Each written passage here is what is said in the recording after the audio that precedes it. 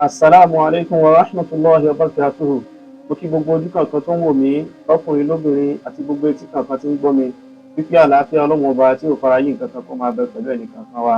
A kú iṣẹ́ ọrẹ, ẹ̀mí wa yóò rẹ́yìn oṣù. Ní gbogbo agbègbè ayé ni àṣírí farapamọ́ sí.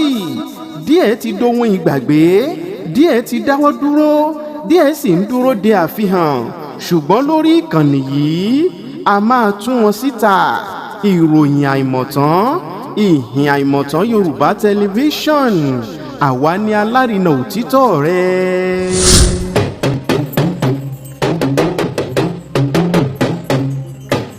Èyí tá a máa mú wá tí ó máa jẹ́ ẹ̀kọ́ fún èmi àti ẹ, pàápàá jùlọ nínú oṣù ìfẹ́, oṣù ìdùnnú, oṣù oríire tèmi àti ẹ ń bẹ̀ yìí.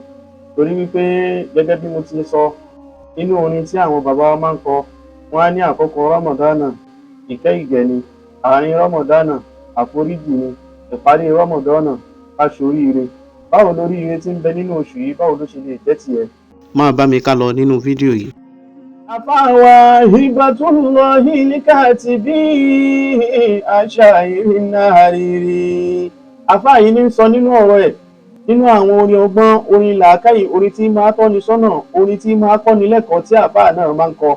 Àfáà yìí sọ fún wa wípé Bidayatul khairi husnu dhanni faqtahu bihi tuwaffaqu kullal khairi wa shaghafi.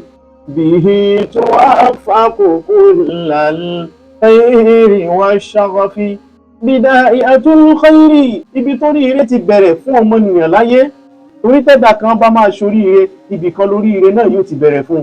Ibi tó ríire ti bẹ̀rẹ̀ fún ọmọnìyàn láyé tó bá jẹ́ kó lóríire ẹ̀dá ni. husnu dhanni faqtahu bihi. Òun náà ní kó láníyàn dáadáa, àdéhọ́kàn rẹ kó mọ́ dáadáa sáwọn ọmọlàkejì rẹ. Ẹni tí ń lọ síwájú má lérò wípé bí ó ṣe dèrò ẹ̀yìn. Ẹni tí nǹkan ẹ̀ ń da má rò bí nǹkan ẹ̀ ń ṣe bàjẹ́, má rò bí nǹkan ọmọlàkejì ẹ̀ yóò ṣe dàrú, má rò bẹ́ẹ̀ nìkan ń ṣe já wálẹ̀ tí wọ́n ń bọ́ sókè. Bidayatul khairi husnu dhanni faqtahu bihi. Jẹ́ ká níyàn rẹ ó dáa, jẹ́ ká níyàn rẹ ó dáa sọmọlàkejì, má rò aburú sọmọlàkejì rẹ, má rò bó ṣe máa bàjẹ́ fẹ́yàn kan.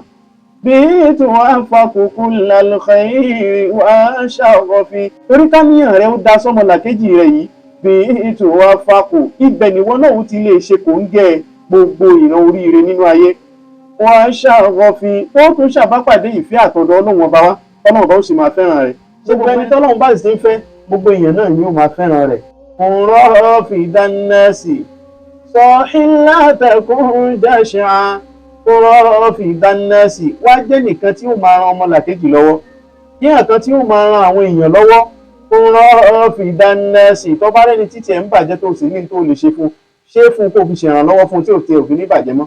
Qurra fi dannasi, tó bá ní lọ́wọ́ máa ṣe fáwọn tí ò ní.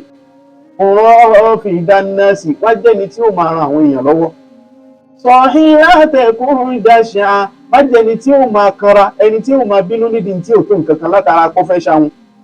Má jẹ́ nítorí pé yóò máa táwọn ìwọ̀n nídìí tí ò tó nǹkan kan látara pé ó fẹ́ ṣahun, ó fẹ́ táwọn ní nǹkan òun náà kò fẹ́ fún wọn, yóò máa tètè bínú tó ti mọ̀ pé tóun bá ti bínú ni kò ní sẹ́nìkan tí ó tún béèrè nǹkan lọ́wọ́ tòun mọ́. Wọ́n fi ní janahaka an baghin wa an qarafin, wọ́n fi ní janahaka an baghin wa an qarafin. Wọ́n gbéra ikú níbi ìmọ̀ bínú ọmọlàkejì. Wọ́n fi ní janahaka an baghin wa an qarafin, wọ́n fi ní janahaka an baghin wa an qarafin. Wọ́n gbéra rẹ kúrò níbi ìmọ̀ ṣe kèéta ọmọlàkejì. Wọ́n gbéra rẹ kúrò níbi ìmọ̀ ṣe kèéta ọmọlàkejì. Wa an qarafin. Gbéra rẹ kúrò níbi ìmọ̀ kórìíra àwọn èèyàn, ìmọ̀ bínú àwọn èèyàn, ìmọ̀ ṣẹlẹ́yàmẹ̀yà pé eléyìí kìí ṣe ní tọ̀hún, eléyìí kìí ṣe tọ̀hún, ṣé bíje èèyàn ti pa yín pọ̀. Má ṣẹlẹ́yàmẹ̀yà, bó bá ṣe fẹ́ràn Muslim bẹ́ẹ̀ náà ni kò fẹ́ràn Christianity.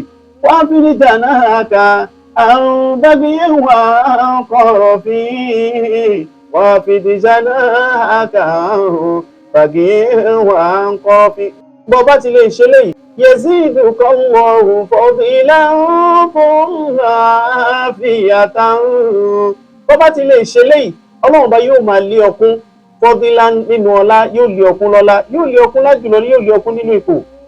Thumma afiyatan, yóò tún wá lé ọkún nínú àlàáfíà, àlàáfíà tó fi gbáyé, àlàáfíà tó fi gbàwẹ̀ náà ní rọrùn, àlàáfíà tó fi lo ìṣẹ̀mí ọlá tọ́lọ́run bá fún ẹ ọlọ́run yóò tún fún ọ. torí ń bẹ nínú àwọn olówó tí wọ́n lówó lé ní àfihàn wọn tó dá sí pé kò sálàáfíà, ọlọ́run yóò wá jogún owó fún ọ, àjogún àjùlọ fún ọ, á tún dá ẹ lọ́lá wá fàlàáfíà kún fún ọ. àtàtẹ̀kùnà làdálẹ̀ ìsáàní bá ṣàròfin àtàtẹ̀kùnà làdálẹ̀ ìsáàní bá ṣàròfin títí bẹ́ẹ̀ tí wọn náà fi dẹni àpọ́nlé, ó dẹni iyì, ó dẹni táwọn èèyàn máa gbọ́lá fún láàrin ọmọ yìí, wọ́n máa gbàpọ́nlé fún ọ, wọ́n máa gbé yìí fún ọ látara wípé nìyẹn dá sọmọ làkejì, o kì í bínú ọmọ làkejì, bẹ́ẹ̀ sì ni o tó jẹ́ni tí máa ń ràn àwọn èèyàn lọ́wọ́, o kì í kanra nídìí tí ò tó nǹkan kan látara kó o fẹ́ ṣàwọn, o tún wá jẹ́ni tọ́já sí wípé kì í ṣe lẹ́yàmẹ̀yà, bó o ti fẹ́ràn muslim bẹ́ẹ̀ náà ló fẹ́ràn christianity.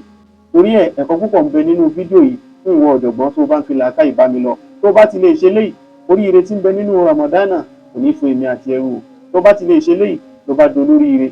wọ́n gba aládùúrà fún gbogbo ìwọ tó ń fojú òwe tó dẹ̀ tó ń fetí gbọ́ mi àti gbogbo ẹ̀yin tẹ́ bá mi share rẹ̀ wípé oríire tí ń bẹ nínú oṣù ramadana yìí kò ní fún èmi àti ẹrú. Assalamu alaikum wa rahmatullahi wa barakatuh. a gbọ́ ohùn náà a sì ń tẹ̀síwájú láti ṣe àṣírí ìtàn náà lójú. èyí ni ìhìn àìmọ̀tán Yorùbá tẹlifíṣọ̀n, ìròyìn àìmọ̀tán, ìtàn tó ń béèrè fún ìṣe àfihàn rẹ̀.